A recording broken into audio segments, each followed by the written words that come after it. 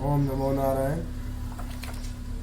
ओम मंगलम भगवान विष्णु मंगलम गुरुदेव मंगलम पुंडरीकाक्ष मंगलाय तनोहरि वक्रतुंडे महाकाय सूर्यकोटि समप्रभा निर्मल कर्म देव सर्वकारेषु सर्वदा गुरु ब्रह्मा गुरु विष्णु गुरुदेवो महेश्वरा गुरु साक्षात् परब्रह्म तस्मै श्री गुरुवे नमः। हरे कृष्णा कृष्णा कृष्णा हरे हरे हरे राम राम राम हरे हरे। लोमेश जी कहते हैं कि एक समय देवराज इंद्र संपूर्ण लोकपालों तथा ऋषियों से घिरे हुए अपनी सुधर्मा सभा में बैठे थे। वहां पे सिद्धि विद्यागण विजय गीत हो रहा था। इसी समय देवेंद्र गुरु महाभाग बृहस्पति जी अपने शिष्यों के साथ देव सभा में पधारे। उन्हें उपस्थित देखकर देवताओं ने सहसा उनके चरणों में मस्तक झुकाया। इंद्र ने भी देखा, लेकिन गुरुदेव की वाचस्पति आगे खड़े हुए, किंतु इंद्र की बुद्धि राजमद में दूषित हो गई थी। इसलिए उन्होंने गुरु के प्रति ना तो आदर युक्त वचन कहा और ना ही उन्हें बुलाया, ना बैठने को आसन दिया और ना चले जाने के लिए कहा। खोटी बुद्धि वाले ने राज्य के मद में देवताओं के आचार्य बृहस्पति का उन्होंने अनादर किया। इधर से बृहस्पति जी कुपित होकर वहां से अंतर ध्यान हुए। उनके चले जाने के बाद देवताओं के मन में बड़ा खेद हुआ। यक्ष नाग गंधर्व ऋषिगण भी बड़े उदास हुए। नित्य गीत समाप्त होने पर जब इंद्र सचेत हुआ तो उन्होंने तुरंत देवताओं से बुलवाकर गुरुदेव कहाँ चले गए ऐसा कहकर उनके पास जाने लगे। फिर वो अपने अपराध की क्षमा याचना करने के लिए नारद जी को साथ लिया और उनको ढूंढने के लिए गए। उनको ढूंढते ढूंढते उनके निवास स्थान पर गए। उस समय पर उन्हें गुरु की पत्नी मिली। उन माता को प्रणाम करके उन्होंने कहा कि हे माते, गुरुदेव कहाँ गए हैं? तो तारा ने भी उत्तर उनकी ओर देखकर नहीं दिया और उन्होंने कहा कि मुझे नहीं पता गुरुदेव कहाँ गए हैं। तब वह चिंता मग्न होकर अपने घर को लौटा। इस समय स्वर्ग में अनेक अद्भुत अनिष्ट सूचक अपशकुन होने लगे, जो संपूर्ण स्वर्गवासियों तथा दुर्मात्मा इंद्र को भी दुख प्राप्ति का सूचना देने लगा। इंद्र पर वह करतूत पाताल निवासिनी राजा बलि ने भी सुनी और फिर वो दैत्यों की बहुत बड़ी सेना लेकर आया और अमरावतीपुरी पर चढ़ गया। उस समय देवता दानवों के हाथ से भयंकर युद्ध में हार गए और नाना प्रकार के सारे रत्न आदि उनसे छीन लिए। इधर शुक्राचार्य की कृपा से दैत्यगण विजयी हुए। श्रीहीन होकर इंद्र भी स्वर्गलोक को छोड़कर अन्यत्र आगे किसी वन में जाकर रहने लगा। ऐरावत नाम वाले गजराज और उच्चरे शवा नाम के अश्व भी उससे छीन लिए गए, परंतु वो स्वर्गलोक से पाताल लोक में पहुंच गया और जो पाताल लोक में रहने वाले जीवात्मा थे वो स्वर्गलोक में आ गए। अब दैत्यों के अधिकार में न रहकर समुद्र में कूद पड़े।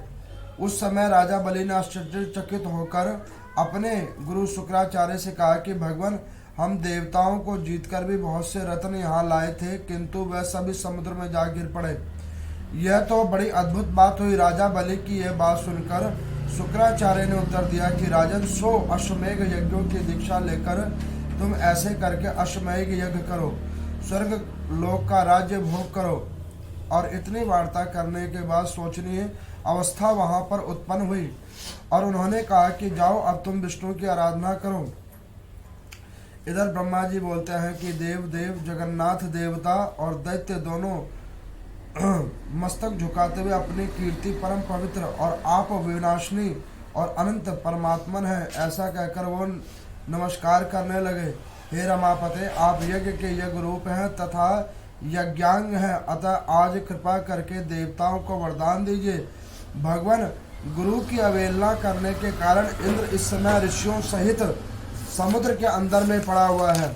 अपने रत्न आदियों को लेकर भी वो स्वर्ग के अंदर में से उठकर समुद्र के अंदर में जा गिरा है। श्री भगवान बोले कि हे देवगणों, गुरु की अवहेलना जो कोई करता है उसको सदैव घोर नरक को प्राप्त करना पड़ता है। निसंदेह जैसे माता पिता की निंदा करता है, गुरुजनों की निंदा करता है, ऐसे लोग भाग्यहीन हो जाते हैं।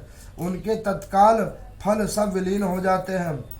भगवान इस प्रकार से आज्ञा देने के बाद में बुद्धिमान इंद्र को कहा कि तुम कोई बात नहीं, घबराओ मत, सुतल लोक से पुनः ऊपर आओ और राजा बलि के पास में वर्णार्थ रूप में कोई अपना व्यक्ति को आगे पहुंचाओ और उसको युद्ध करने के लिए ललकार करो। इतनी वार्ता होने के बाद राजा बलि ने देखा कि लोकपाल जो इंद्र श्रीहीन हो गया था, वो प्रभु भक्ता मद में रह गया था, वो ईर्ष्या और अहंकार के कारण बलिक आदि को सपुतल लोक में वो गया। वहाँ पर उसने नाना प्रकार के रत्नों आदियों को देखा और नाना प्रकार के कर्म आदि से समझ गया। तब वो समझ गया कि जिसके ऊपर श्री हरि कृपा करेंगे उसका कोई बाल बांका भी नहीं कर सकता है। आज की कथा में आप लोगों ने श्रवण किया, जैसा कि मैंने कल आपको बताया था कि कथाएं तो बहुत बड़ी हैं। एक एक दिन में अगर 15-16 अध्यायों का भी पाठन किया जाए वो भी कम है, लेकिन वस्तुत रूप में कुछ अध्यायों का पाठन पहले ही किया गया है। उसका विवेचन मैं भी आप लोगों के समक्ष रखूंगा कि आगे कथा में क्या होगा। कल की कथा में आप लोगों ने राजा दक्ष की और माँ भगवती सती की कथा को श्रवण किया था। उसमें आपने देखा था कि दक्ष के एक दंभ ने जीव आत्मा को कैसे ब्रह्मा जी का ओजस पुत्र होने के बावजूद रुद्र का कोप उसे भोगना पड़ा था। अपने द्वारा जन्मित पुत्री के श्राप के कारण वो भी उसका शरीर विलीन हो गया था। आज की कथा में आप देख रहे हो कि गुरु की निंदा करने से क्या फल मिलता है, उसकी कथा हो रही है। शिव भगवान कहते हैं कि हे राजन, मैं तुम्हें बतलाऊं, भगवान की पूजा का भी दंभ होना बड़ा नुकसान है। कई लोगों को भगवान की पूजा का भी दंभ हो जाता है।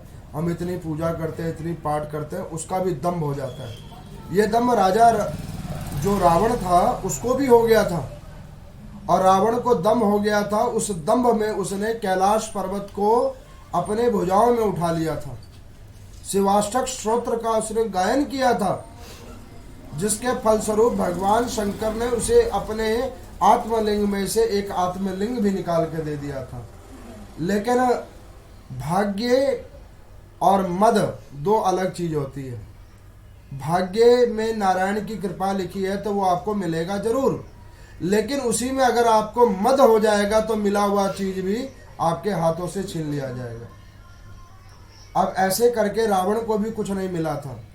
अब यहाँ पर वही वो बतला रहे हैं लोमेश ऋषि कि मैं तुमको बतलाऊं कि ऐसे ही इंद्र को भी मद हो गया था, देवताओं का राजा बन गया था, और जिन नारायण भगवान की कृपा से अमरावतीपुर का वो राजा बन गया था, स्वर्ग का वो आधिपति बन गया था, ऐसे इंद्र को भी मद हो गया था। एक बार देव समूह के अंदर में नित्य गायन होते हुए में उसके गुरुदेव आचार्य बृहस्पति जी आए। वहां पर जितने भी देवी देवता गण थे वो सब लोगों ने खड़े होकर अपने गुरुदेव भगवान को प्रणाम किया, लेकिन बृहस्पति जी को देखकर इंद्र ने प्रणाम नहीं किया। इंद्र को मद था कि मैं इस क्षेत्र का जो राजा हूँ, इस पुर का मैं बहुत बड़ा राजा हूँ और मेरे अधीन में सारे देवी देवता गण हैं, तो उसके इस मद के कारण उसने गुरुदेव भगवान को प्रणाम नहीं किया। गुरुदेव भगवान ने देखा कि ये वैभवता और शोभाता किसी का भी एक समान नहीं रहता। पृथ्वी पे आपने कल की कथा में सुना था कि जो माँ भगवती सती भगवान शंकर के वाम अंग में बैठती थी, जब उनका भी नहीं रुका, उनका भी शरीर विलीन हो गया, कुछ कारणों की वजह से। तो ये इंद्रादिक देवताओं का क्या है, अब यहाँ पर गुरु की अवहेलना की, गुरु की अवहेलना के कारण गुरुदेव भगवान रुष्ट हुए। उन्होंने कहा कि जाओ इंद्र, ये तुम्हारा अभिमान श्री विहीन हो जाएगा। श्री विहीन का जब उसे श्राप मिल गया, इंद्र का अंदर में चेतना है कि गुरुदेव भगवान की मैंने प्रणाम ना करने के कारण मुझे ये अब श्राप मिल चुका है। दुखी होकर वो गुरुदेव के निवास स्थान पे भी गया तो गुरु माता तारा देवी को प्रणाम करके उसने कहा कि हे माते, गुरुदेव भगवान कहाँ हैं? तो माता ने भी आज कोई उत्तर नहीं दिया। इतनी वार्ताओं को जैसे शुक्राचार्य जी को पता लगा तो शुक्राचार्य जी ने क्या किया कि राजा बलि को कहा कि राजा बलि, जिसके सर के ऊपर में गुरुजनों का श्राप लग जाए, सनातन धर्म का दोष लगे, ब्राह्मणों की निंदा का दोष लगे और गौ के अपमान का दोष लगे, वो व्यक्ति तो वैसे ही गिर जाता है, उसकी शक्ति अपने आप कम हो जाती है। ऐसे शक्ति विहीन व्यक्ति को अब तुम पराजय कर दो। राजा बलि ने कुछ नहीं सोचा, फटाफट गए और जाकर उन्होंने अमरावतीपुर के ऊपर में दैत्य ने जाकर वहां पर विजय प्राप्त की और संग्राम के अंदर में जितने भी रत्न थे, जितने भी समृद्धि थी, जो इंद्र जिसके ऊपर में वो मद करता था, उन सबको उसने रख लिया। यहाँ तक कि उसकी स्त्री को भी उसने रख लिया। इंद्र की 52 स्त्रियां थी, वो 52 की 52 स्त्रियों को उसने वहां पर रख लिया। अब उन 52 स्त्रियों को भी रख दिया और इंद्र अपनी जान बचाकर भागकर कंदराओं की गिरी के अंदर में जाकर छुप गया। लेकिन शुक्राचार्य जी राजा बलि को एक बात बतलाना भूल गए कि बेटा, मद किसी भी चीज का खराब है। इस मद के कारण तो अभी इंद्र का सब कुछ तुमने जीत लिया है और तुमने अभी जीता ही और तुमको भी मद हो गया है। इस मद को बचाकर रखना, नहीं तो तुम्हारा भी सब कुछ विलीन हो जाएगा। लेकिन उसको समझ ये बात नहीं आई और कुछ गुरुदेव भगवान ने भी ऐसी वार्ता उसको नहीं समझाई। राजा बलि ने क्या करा कि सारा जो इंद्र से जीता, सारे रत्न जो स्वर्ग के अंदर में थे, इधर तक कि लक्ष्मी जी जो स्वर्ग के अंदर में वासिन थी, उनको भी वो लेके जैसे ही दिखाने के लिए वो चला तो वो सारा का सारा समुद्र के अंदर में गिर गया। ऐरावत गज जिसके ऊपर इंद्र बैठता था वो भी जल के अंदर में चला गया। कई सारे रत्न, बहुत सारी वस्तुएं सब समुद्र के अंदर चला गया। अब राजा बलि ने सोचा, चलो जो जहां गया सो गया, अभी तो मैं इन भुवनों का आधिपति हूँ। कहाँ मैं पाताल के अंदर में निवास करता था और आज मैं अमरावतीपुर के ऊपर में वास करता हूँ। अब उसने, राजा बलि ने कुशासन करना शुरू किया। आप लोगों को पता है राजा बलि कौन है? प्रहलाद जी के प्रपौत्र, प्रहलाद जी के प्रपौत्र हैं राजा बलि। उनके वंश के अंदर में हरि नाम संकीर्तन की महिमा थी। उसके कुछ फल उदित उनके कर्मों में जुड़े हुए थे। लेकिन राजा बलि के कुछ आचरणों की वजह से वो सारे किए हुए पुण्य कर्मों का फल भी विलीन हो गया था, ज्ञान मलिन हो गया था।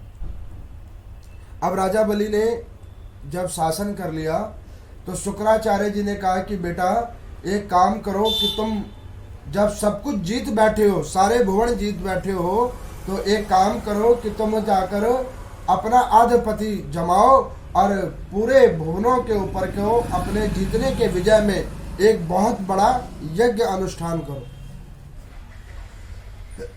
इधर इंद्रादिक देवताओं ने क्या किया, जब वो सब कुछ अपना हार गए और सब कुछ उनका चला गया, धन वैभव, स्त्री, संतान, रत्न, उपरत्न सब जब उनके हाथों से छूट गया, तब उन्हें गुरुदेव की याद पुनः आ गई।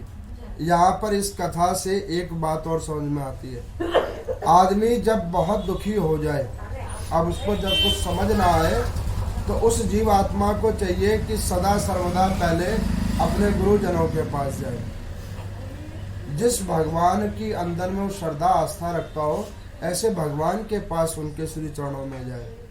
वहां पर जाकर भगवान को नतमस्तक हो, गुरुजनों को नतमस्तक हो, अपनी जो करुण कथा है उनको जाकर सुनाओ। क्या पता वो तुम्हारा कोई उद्धार का मार्ग समझा दे, कोई उपाय तुम्हें समझा दे, और नहीं तो कुछ अपने निर्मल वचनों के द्वारा और सुकोमल हस्तों से तुम्हारे सर पर हाथ रखकर ये कह दे कि कोई बात नहीं, सब कुछ ठीक हो जाएगा। ऐसे वचनों से ही तुम्हारे धीर अधीर मन को एक सांत्वना मिल जाएगा। अब इस प्रकार से गुरुदेव की वचनों को ध्यान किया, गुरुदेव के पास गए। इंद्र जाकर अपने सभी देवी देवता गणों को लेकर बैठकर रोने लगा। बृहस्पति जी को करुणा जगी तो उन्होंने कहा कि प्रभु अब क्या होगा। तो उन्होंने कहा कि कुछ भी नहीं होगा, चलो भगवान नारायण के पास में। ऐसे प्रभु नारायण के पास चलो, वही अब हमारी रक्षा करेंगे। नारायण भगवान के पास सब लोग गए। नारायण भगवान ने कहा कि क्यों इंद्र, गुरु की निंदा करने के बाद अब बुद्धि खुल गई तुम्हारी, आगे वापस गुरु के चरणों में। उन्होंने कहा कि प्रभु यही गलती के कारण मेरा सब कुछ चला गया, अब मैं आपके पास पुनः आया हूँ, मेरी गलतियों को क्षमा कर दो, मेरे ऊपर आप कृपा कर दो। गुरु के वचनों को मैंने अब सत्य जान लिया है। भगवान नारायण प्रसन्न हुए। उन्होंने कहा कि कोई बात नहीं, तुम्हें जब ध्यान हो गया है तो तुम्हारी देव माता अदिति को कहो कि वो तुम्हारे निमित्तार्थ यज्ञ करेगी। उस यज्ञ के रूप में मैं वहां पर उसके गर्भ में उत्पन्न होऊंगा और पहले तुम्हें तुम्हारा राज्य दिलवाऊंगा। अदिति माता ने यज्ञ किया, तपस्या की। उस तपस्या फल स्वरूप में भगवान वामन आए, जिनकी कथा मैं कई बार आप लोगों को सुना चुका हूँ। ऐसे वामन भगवान अवतरित हुए और वामन भगवान के अवतरण होने के बाद में उन्होंने 3 पग भूमि के माध्यम से राजा बलि का सब कुछ छीन लिया था। सब कुछ छीन लिया और सब कुछ छीन लेने के बाद में राजा बलि के ज्ञान विवेक को जब उन्होंने जागृत कर दिया, तीसरे पग भूमि में उनके सर के ऊपर अपना चरण रखकर, तो उस राजा बलि ने कहा कि प्रभु आपने जब सबका कल्याण कर दिया और मेरा भी कल्याण कर दिया और वापस मुझे सुतल लोक में ही भेज रहे हो, तो प्रभु कुछ वहाँ के ऊपर में रहने के लिए, जीविका चलाने के लिए कुछ अन्न वस्त्र आप दे दो। तब उन्होंने कहा कि एक काम करो, जितने रत्न थे उन रत्नों का संधान करो और उन रत्नों का संधान जो तुम समुद्र के अंदर में छोड़े आए हो, उस समुद्र का तुम मंथन करो। अब यहाँ पर भगवान नारायण की वार्ता को वामन भगवान ने जो कहा उस राजा बलि को, तो वो लोग तैयार हुए। बासुकी नाथ को बुलाया गया, मंदराचल पर्वत को स्थापित किया। वहां पे भगवान ने कुम्र रूप में, कछुए का रूप लेके, कच्छप रूप लेकर, ऐसे भगवान नारायण कछुए का रूप लेकर मंदराचल पर्वत को अपने ऊपर में रखा और वासुकी नाथ के अग्रभाग को दैत्यों ने पकड़ा और पूंछ के भाग को देवताओं ने पकड़ा। ऐसे करके समुद्र मंथन हुआ, जिसके अंदर में नाना प्रकार के जो रत्न निकले थे वो रत्न सारे बाहर आ गए। उन रत्नों के बाद में जिन जिन को जैसे जैसे भाग में रत्न मिलना था वैसे भागों अनुसार मिला।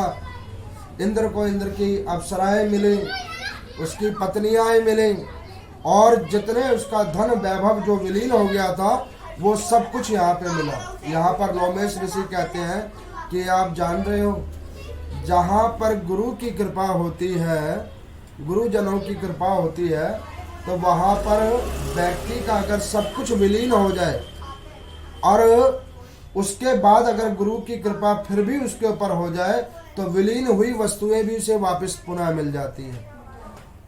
अब ऐसी वार्ता होने के बाद में वहाँ पर भगवान नारायण के अवतार रूपेण कुम्र अवतार होने पे, इसकी भी कथा आप लोग सुनोगे।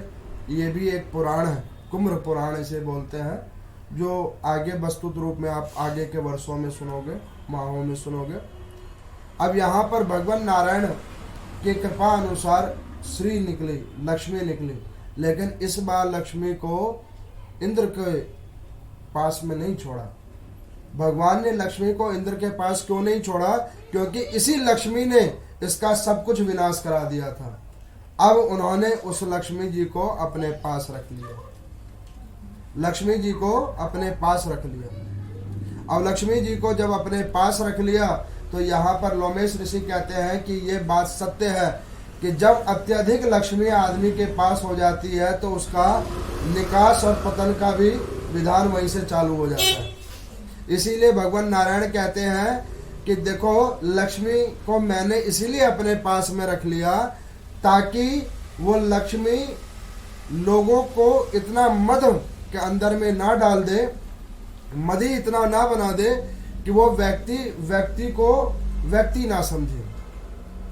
इसलिए कि लक्ष्मी जी को भगवान नारायण ने अपने पास में रख लिया। ऐसे भगवान नारायण ने लक्ष्मी जी को अपने पास रखा। समुद्र मंथन खत्म हुआ। समुद्र मंथन जब खत्म हुआ तो इंद्र को भगवान नारायण ने कहा कि ये जो सारी वस्तुएं लेके जा रहे हो तो इसमें अभी 2 वस्तुएं भी तो और निकली हैं। तो वहां पर क्या 2 वस्तुएं और निकली हैं? एक निकला है विष, अद्भुत विष निकला है।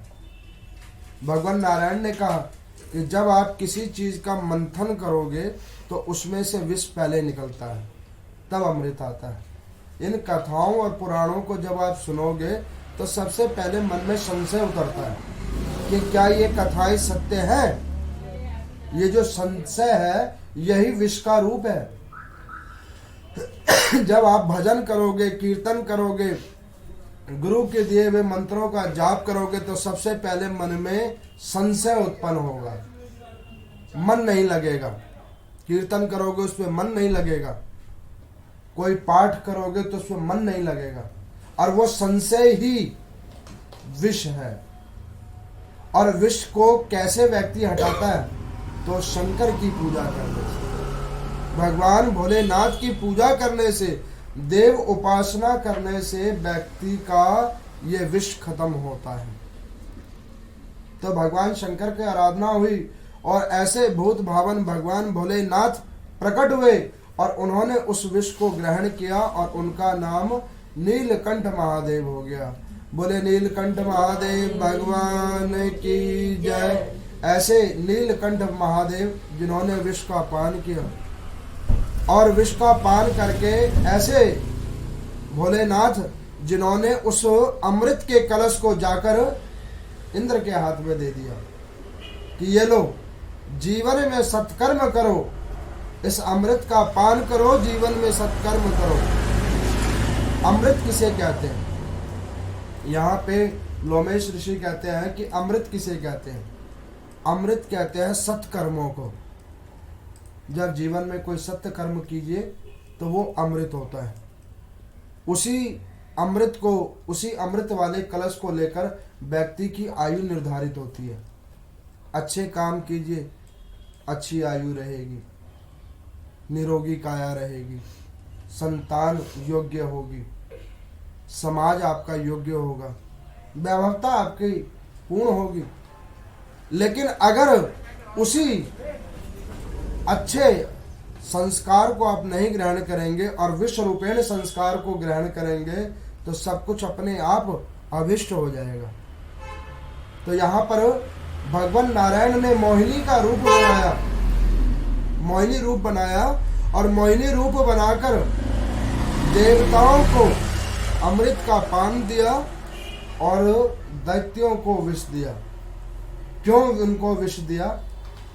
वो भी तो महर्षि कश्यप की ही संतान है और एक पिता की दोनों संतान हैं, एक देवता है और एक दैत्य है। लेकिन एक को अमृत मिल गया और दूसरे को मदिरा का पान दिया गया। क्यों मदिरा का पान दिया गया? उसका कारण है, भगवान ने उसको मदिरा का पान इसलिए दिया, जब व्यक्ति को सनातन धर्म के अंदर में विश्वास जागृत होता है तो वो सुधा बन जाती है, अमृत बनता है। भगवान की पूजा पाठ कीजिए, वो एक सुधा बनेगी, अमृत बनेगा। भगवान की पूजा पाठ छोड़ दीजिए, अरे इससे कुछ भी नहीं होता, अरे ये सब वेस्टेज है, ऐसे तो चलता रहता है। ऐसे विश्वासों को आप जागृत कर लीजिए, वो मदिरा का रूप ले लेगी, और वो मदिरा जो है आपका धीरे धीरे सब कुछ खींच लेगी, और ऐसे खींच लेगी कि जो नारायण भगवान की कृपा स्वरूप आपको कुछ मिलने वाला भी होगा तो वो भी पूरे भाग रूप में नहीं मिलेगा, उसका भी कुछ कोष ही आपको मिलेगा। इस प्रकार से उन दैत्यों को मदिरा का पान मिला और देवताओं को अमृत का पान मिला। और यहाँ पर भगवान नारायण ने जो मोहिनी अवतार लिया, तो उस मोहिनी अवतार में उन्होंने बतलाया कि देखो ये जो तुमने कर्म किए थे ना, उसका ये फल स्वरूप है। अब तुमने गुरु की वार्ताओं को अपने मन में चिंतन किया है, तुम्हारी माता ने सत्कर्म किए हैं, तुम्हारे घर के अंदर में हम भी ने भी आकर जन्म लिया है, और तुमने भी अपना पश्चाताप किया है, उसके फल स्वरूप तुम्हें अमृत की प्राप्ति हुई है। यहाँ पर लोमेश ऋषि कहते हैं कि जब व्यक्ति को अपने किए हुए कर्मों के अनुसार पाप की ग्लानिन भाव आ जाए कि ये हमसे बहुत गलत कार्य हो गया, दोष का भाव पता लग जाए और मन में प्रायश्चित का भाव आ जाए, तब वो व्यक्ति अपने उस पाप कर्म को धीरे धीरे उस ग्लानिन भाव से क्षीण कर सकता है, और उसके उस ग्लानिन भाव के अंदर में नारायण भगवान प्रकट होते हैं कि चलो इसे ये पता तो लगा कि इसने ये गलत कार्य किया और अब ये सत्कर्म करने के लिए उद्यत हुआ है। अब यहाँ पर इतनी कथा होने के बाद में लोमेश ऋषि कहते हैं कि राजा बलि को लोक देने के बाद नाना प्रकार के उनको संज्ञाएं दी, नाना प्रकार का उन्हें आशीर्वाद दिया और एक वरदान भी दिया कि चारों युगों में तुम चिरंजीवी रहोगे। जब मेरा अंतिम जो अवतार होगा, कलिक अवतार होगा, तब तुम मेरे साथ पुनः बैकुंठ का वास करोगे। अब राजा बलि को नाना प्रकार के अन्न का उन्होंने विधान दिया है, जैसे कि प्याज, लहसुन। ये जो प्याज लहसुन होती है ना, जो पृथ्वी की मूल के अंदर में उत्पन्न होती है, जड़ से उत्पन्न होती है, जिसमें गंधी उत्पन्न होता है, ये भाग राजा बलि को दिया। कई लोग पूछते हैं ना कि हम प्याज लहसुन क्यों नहीं खाना चाहिए, वो भी तो पृथ्वी के अंदर से उत्पन्न होती है। आलू भी पृथ्वी के अंदर से होता है, शकरकंदी भी पृथ्वी के अंदर से होता है, और ऐसी कई और सब्जियां भी हैं जो पृथ्वी के अंदर से उत्पन्न होती हैं, लेकिन इनको क्यों नहीं खाना चाहिए? वो इसीलिए नहीं खाना चाहिए, इनके अंदर में तामसिक जो है भाग है, और दूसरा ये राजा बलि को भोजन करने के लिए दिया उन्होंने कि ये लो, इसको बना के साग रूप में खाना, सात्विक भोजन। अब कोई कहे कि पंडित जी हम तो खूब खाते हैं, तो खूब खाते हैं तो क्या इसके बाद पूजा पाठ हो सकती है कि नहीं हो सकती है? तो मैं आपको बतलाऊं, खूब खाओ, रज के खाओ, लेकिन जिस दिन पूजा पाठ आप कोई बड़ा उत्सव करो, कोई पर्व करो, तो ये नहीं खाना चाहिए। इसका सेवन करने से क्या होता है कि रक्त कोशिकाओं में रक्त का जो चाप है वो बढ़ जाता है, ब्लड सर्कुलेशन हाई बूम करता है, गति पकड़ता है। कई लोग कहेंगे कि नहीं, ये औषधीय रूप में भी तो लिया जाता है, लहसुन का औषधीय रूप भी है, लेकिन लहसुन का औषधीय रूप तो है, औषधीय रूप से लोगे तो वो गुणकारी है, लेकिन स्वाद रूप से लोगे तो वो आपकी बुद्धि को मलिन करेगा धीरे धीरे। तो इसका सेवन कम करना चाहिए, ये शास्त्र कहता है, मैं नहीं कह रहा, शास्त्र कहता है। और सात्विक भोजन को सबको करना चाहिए। अन्न खाइए शरीर को चलाने के लिए, लेकिन कई लोग जो खाने के लिए ही जीवित है, ऐसे लोगों का कुछ नहीं हो सकता।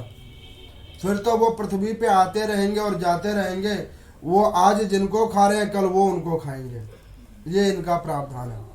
अब इतनी कथा होने के बाद वो कहने लगे कि ऐसे राजा बलि को सुतल लोक देने के बाद में, इंद्र को अमरावती पुरी के ऊपर में बिठा लेने के बाद में भगवान नारायण वहां से अंतर ध्यान हुए।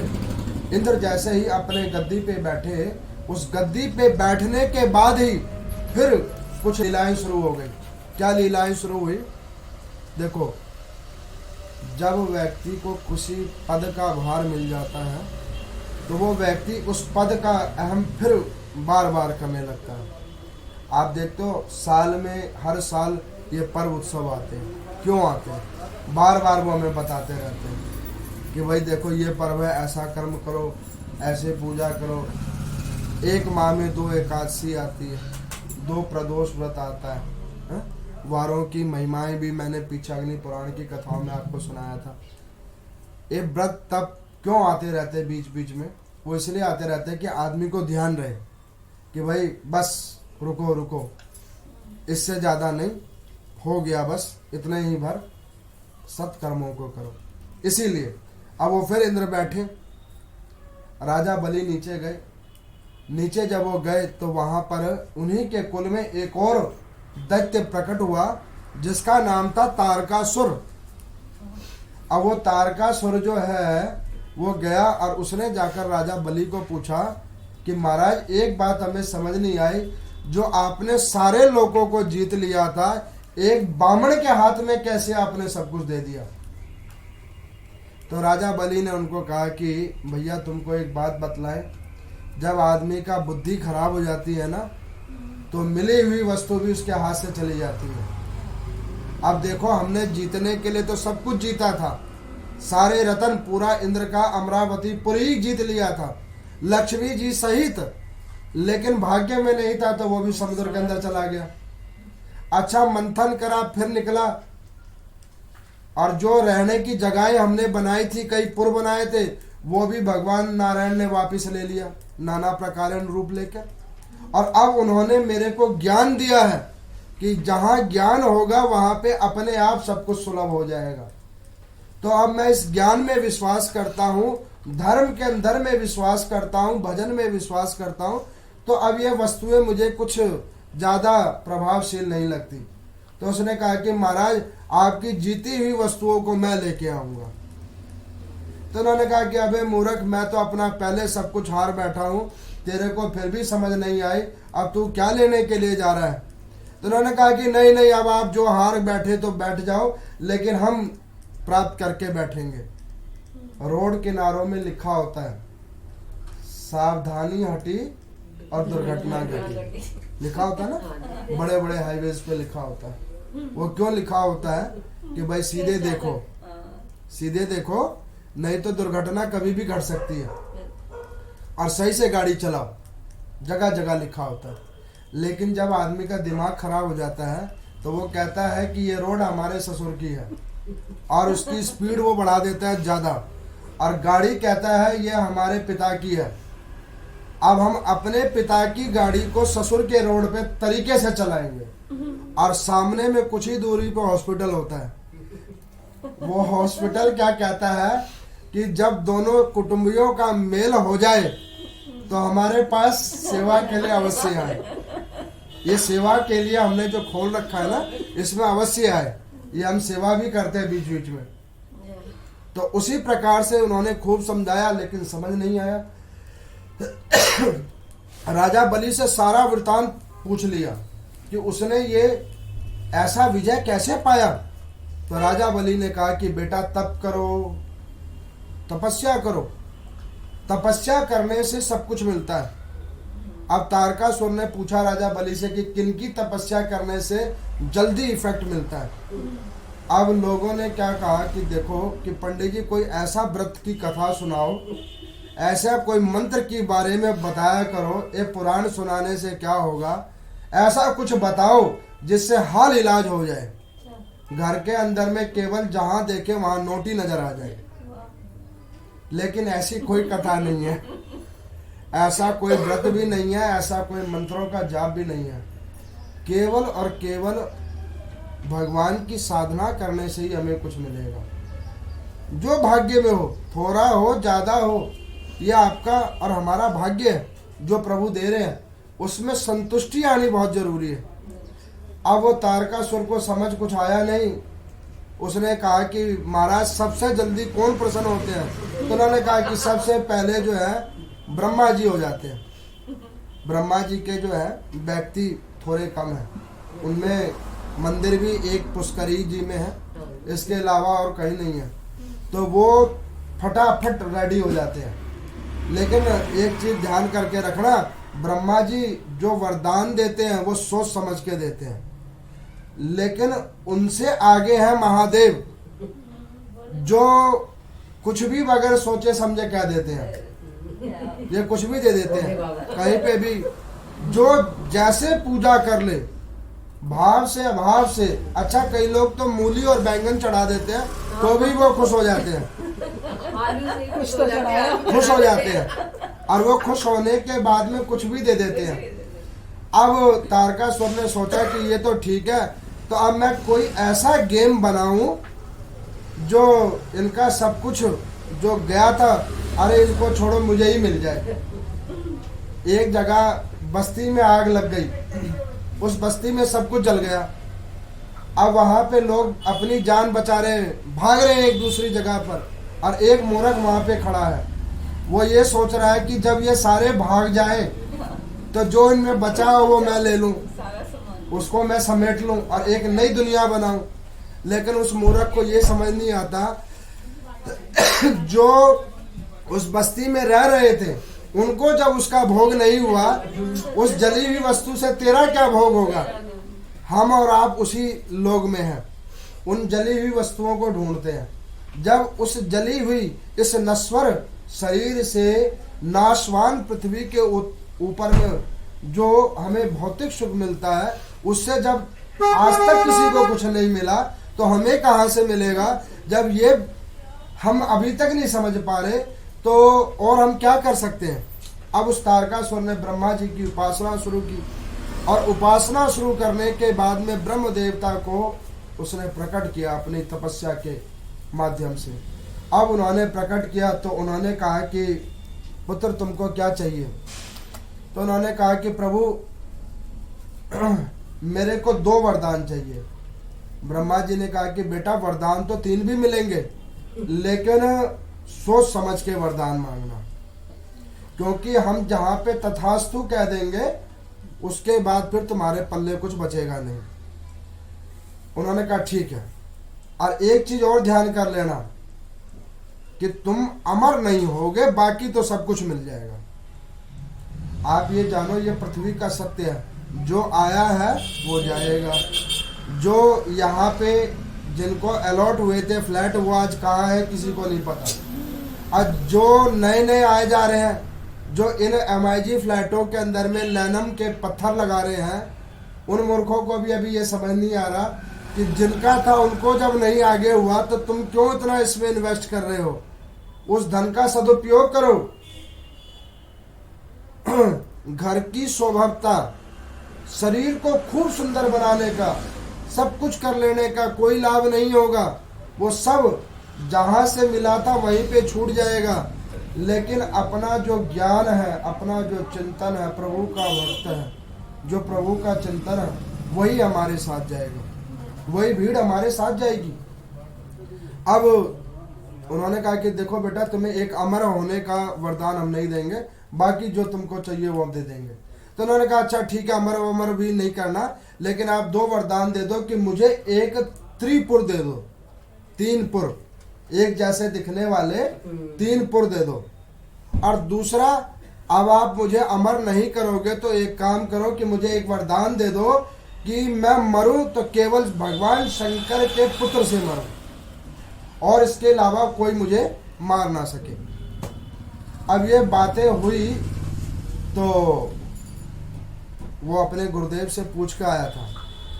अच्छा, कई लोगों को बातें किनकी अच्छी लगती है, जो उन्हीं की तरह घटिया होते हैं।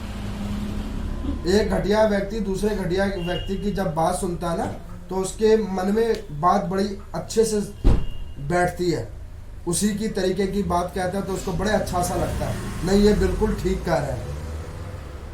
सही व्यक्ति की वार्ता उसे समझ नहीं आती क्योंकि बुद्धि खराब है ना। तो वो शुक्राचार्य जी के पास गया, जब गुरु ही काना हो चुका है, वामन भगवान ने उसकी एक नेत्र फोड़ दी है, गुरु काना हो चुका है, ज्ञान की दोनों नेत्रें में से एक नेत्र बंद हो गई है, ऐसे गुरु से जो ज्ञान लेगा। आजकल कई लोग गुरुओं के ज्ञान पे भी बहुत जाते हैं, नाना प्रकार के सांप्रदायिक गुरु हैं जो वास्तविक ज्ञान नहीं देते, वो अपना ज्ञान देते हैं। जो अपना ज्ञान देते हैं वही व्यक्ति को विनाश की ओर ले जाते हैं। कहने को तो मैं भी आपको सुना रहा हूँ, लेकिन मैं कथा ही सुना रहा हूँ जो कथा है। अपना ज्ञान नहीं दे रहा, और मैं अपना ज्ञान किसी को देता भी नहीं हूँ।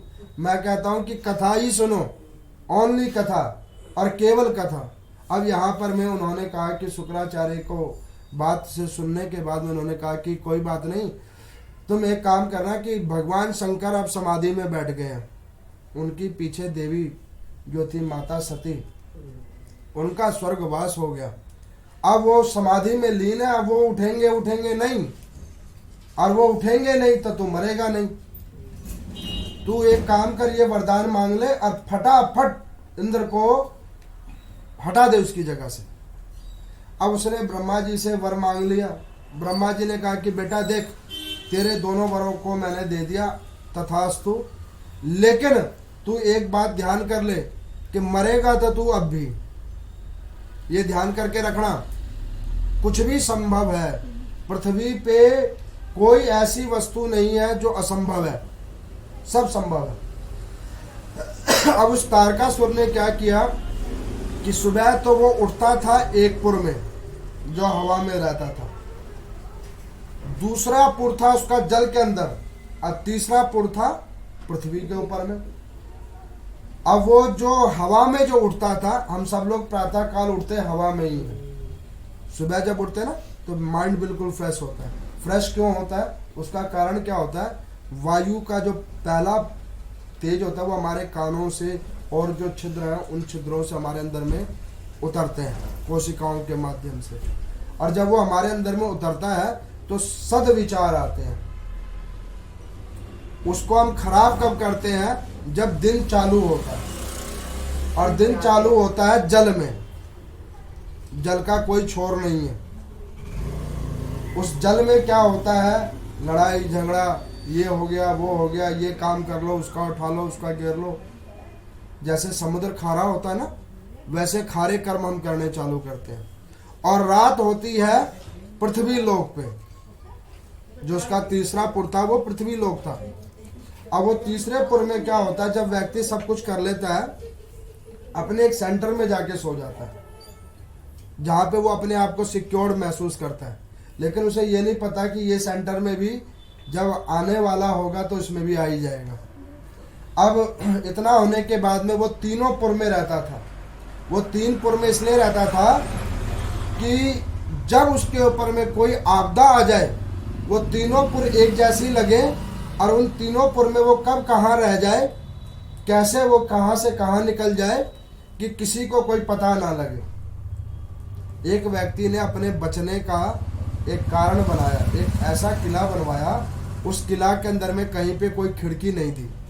उसने गुरु की कथा में सुना था कि प्राण वायु, मैंने अग्नि नारायण भगवान की कथा में भी सुनाया था हृदय स्वरूप में, कि शरीर की अंदर से प्राण वायु जब निकलती है तो वो 10 मार्गों से निकलती है, लेकिन वो प्राण वायु निकलती है। अब उसने क्या करा, एक बड़ा अच्छा महल बनवाया, उसका इनॉग्रेशन करवाया, गुरुदेव भगवान को बुलाया कि प्रभु आपने जो कथा सुनाई थी उसको मैंने अपने अंदर में धार लिया, अब देखो इसमें हवा का सारा केंद्र मैंने बंद कर दिया। अब आत्मा निकलेगी कहाँ से, गलत चीज मैं खाऊंगा नहीं, लड़ने झगड़ने जाऊंगा नहीं, ना लड़ूंगा ना झगड़ूंगा, और तो और मैं सबको दूर कर दे रहा हूँ। अब मैं मरूंगा कैसे। तो गुरुदेव भगवान हंसने लगे कि बेटा तू मरेगा तो अब भी,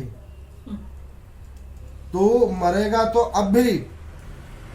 वो कहने लगे वो कैसे, वो कहने लगे कि जब तेरा समय पूरा हो जाएगा तो ये किलाओं के बीच में भी कोई छिद्र अपने आप हो जाएगा।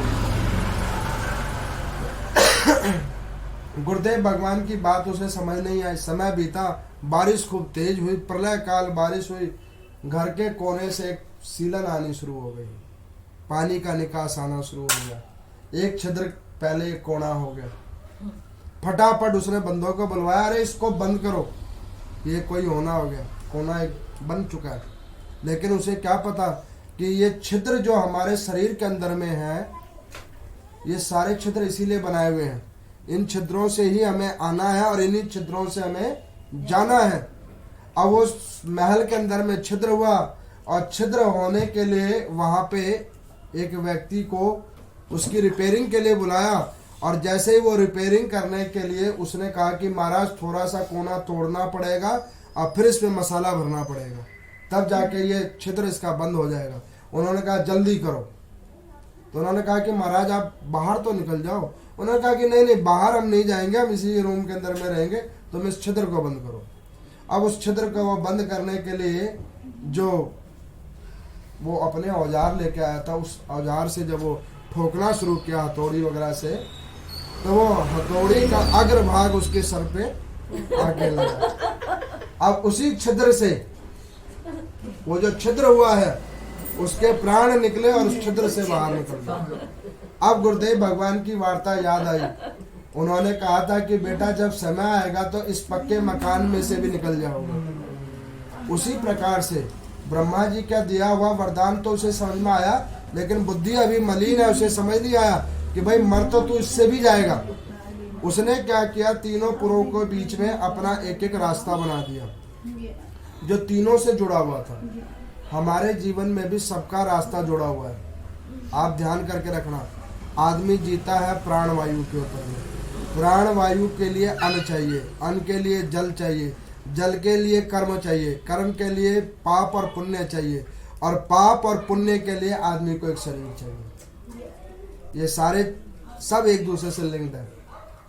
जो एक डिस्टर्ब होएगा सारा डिस्टर्ब हो जाएगा। अब ये सारा कुछ हो गया, और होने के बाद में उसने क्या किया, सबसे पहले इंद्र के ऊपर में फिर युद्ध किया, सब कुछ उसका छीन लिया। जब उसका फिर सब कुछ छीन लिया, सब कुछ उसका जब फिर ग्रहण कर लिया, तो इंद्र जाकर फिर नारायण भगवान के आगे रोया कि प्रभु ऐसा बार बार मेरे साथ क्यों हो जाता है। तो उन्होंने कहा कि तेरे साथ ऐसा बार बार इसलिए हो जाता है कि तू सदा सर्वदा पूजा तो मेरी करता है लेकिन भाव से नहीं करता, इसी वजह से तेरे को फल आधा और अधूरा मिलता है। तो इस प्रकार से यहाँ पर लोमेश ऋषि कह रहे हैं कि जो भगवान की पूजा आधे अधूरे भाव से करते हैं और मन लगा के नहीं करते, तो उनको फल भी उसी प्रकार से मिलता है। आगे की कथा कल के अध्याय में होगी। ओम नमो नारायण। आज पंडित जी अच्छा जी, सारा मजा आ गया।